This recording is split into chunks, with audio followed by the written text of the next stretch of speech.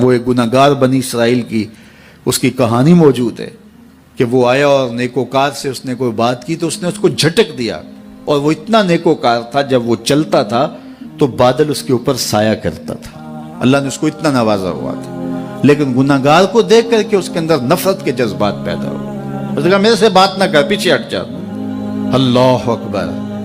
تو وہ بیچارہ بڑا رویا کہ مالک میں اتنا گناہگار ہوں کہ تیرے پاک بندے مجھے اپنے پاس بٹھانے کے لیے بھی تیار نہیں۔ دل ٹوٹا، شکستگی پیدا ہوئی، کہا لیکن مالک تیری مرضی، اور واپس پلٹا۔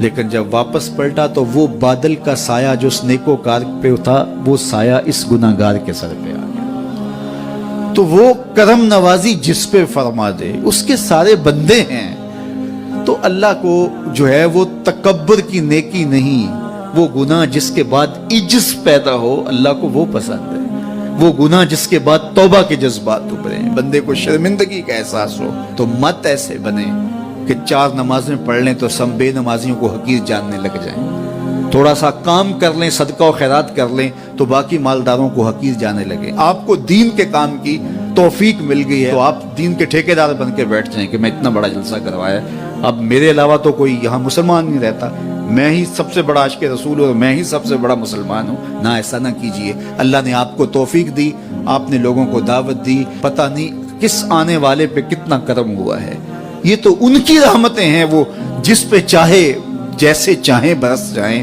ہم کو ٹھیکیدار تھوڑے ہیں، ہم تو نوکری کرنے والے ہیں، ہم تو جوتے اٹھانے والے ہیں۔ ہو سکتا ہے کس کے صدقے، میرے والد گرامی مجھے یاد آتے ہیں، وہ مجھے فرمایا کرتے تھے جب گفتگو کے لیے نکلنے لگے اور لوگوں کا ہجوم ہونے لگا تو وہ مربی تھے بڑے، اور بڑی حکمت کے ساتھ جو ہے وہ کوئی نہ کوئی بات سمجھاتے رہتے تھے۔ تو ایک دن فرمانے لگے کہ ایک خطیب تھا، بظاہر اچھا خطاب کرتا لیکن اندر سے وہ اتنا اچھا نہیں تھا، تو جب وہ فوت ہو گیا تو وہ بخشا گیا، تو اس نے اللہ سے کہا کہ میرے مالک میرا تو کوئی عمل ہی نہیں ہے کہ میری بخشش ہوگی اور میری مغفرت ہو گئی۔ تو فرمایا کہ ہاں ہم تجھے جانتے ہیں، لیکن ایک دن تو کہیں واز کر رہا تھا، میرا ایک بندہ بیٹھا تھا، اس کو پسند آ گیا، میں نے اس کے صدقے تیری مغفرت فرمائی۔ اٹھ فریدا ستیا تے میلہ ویکھن جا، اٹھ فریدا ستیا تے میلہ ویکھن جا، وت کوئی بخشیا مل جاوے تے تو ہی بخشیا جا۔ تو پتہ نہیں کس کے صدقے سے اللہ رحمتوں کا نزول فرماتا ہے، بے عمل کو دیکھ کر کے اس سے نفرت نہیں ہے، نفرت تو گناہ سے ہے، گناہگار سے نہیں ہے، لیکن کوشش کی جائے کہ یہ عمل بد چھوڑ دے۔ اللہ اکبر۔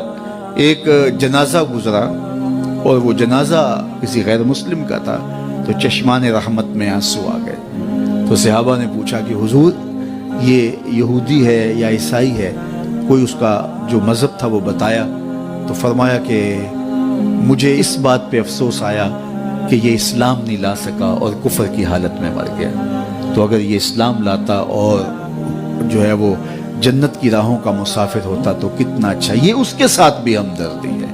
تو اللہ کی مخلوق، یہ جنت کے اکیلے ٹھیکیدار بننے کی کوشش نہ کریں کہ میرے علاوہ کوئی جائے ہی نہ، جنت کے دروازے پہ میں بیٹھ جاؤں گا کسی کو، یہ زیادتی ہے۔ میرے تو اعلیٰ حضرت نے یہ کہا تھا، ایک میرا ہی رحمت پہ دعویٰ نہیں، شاہ کی ساری امت پہ لاکھوں سلام۔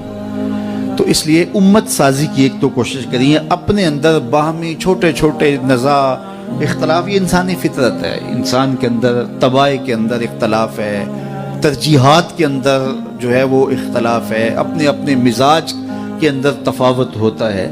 تو ایسا نہ ہو کہ چھوٹی چھوٹی باتوں سے آپ جو ہے وہ امت کو پھاڑ چیر کے رکھ دیں، نہیں، بلکہ امت کا جو تصور ہے اس کو قائم رہنا چاہیے۔ تو گناہ کے بعد جب انسان کے اندر ندامت کا اظہار ہوتا ہے، وہ جو آنسو ٹپکتے ہیں، بندہ اپنے آپ کو چھوٹا سمجھتا ہے، میں اتنا گناہگار، میں پاپی، میں مجرم، میں میلا اتھرو، جب وہ اپنے آپ کو دیکھتا ہے کہ میں اتنا برا شخص ہوں، تو پھر اللہ کی رحمتیں اس کے اوپر متوجہ ہوتی ہیں۔ تو اس کو پسند ہے کہ جب بندے اس کے حضور عاجزی کرتے ہیں، اس کے حضور معافی مانگتے ہیں، تو مت کسی کو حقیر جاننا کہ یہ گناہگار ہے، نہ جانے اس کا انجام کیا ہو۔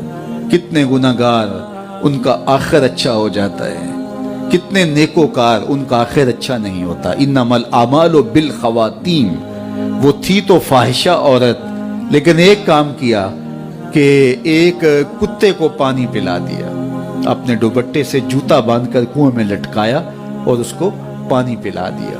حدیث پاک میں آتا ہے اللہ اس کے صدقے سے اس کی خطائیں معاف فرما دی۔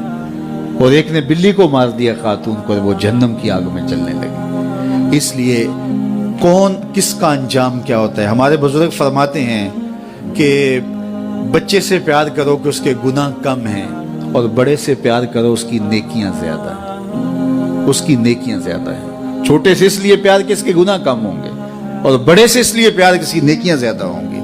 اور اسی طرح جو ہے وہ خیال کرو کہ ہو سکتا ہے اس کا انجام بخیر ہو جائے اور اس کا آخر کتنا خوبصورت ہو، تو مت کسی کو حقیر جانیے گا۔ ایک میرا ہی رحمت پہ دعویٰ نہیں، شاہ کی ساری امت پہ لاکھوں سلام۔ تو حضور کی امت سے پیار کرو، مخلوق خدا کو جوڑنے کی کوشش کرو۔ اور آقا کریم علیہ السلام نے یہ جو امت کا تصور دیا اور کہاں کہاں سے لا کے کہاں کہاں کے افراد کو ایک گروہ میں، ایک جماعت میں اور ایک امت کے اندر پرویا، ایک لڑی کے اندر پرویا، اس امت کو امت ہی رہنے دیا جائے۔ اللہ مجھے آپ کو اپنی پناہوں کا حصار عطا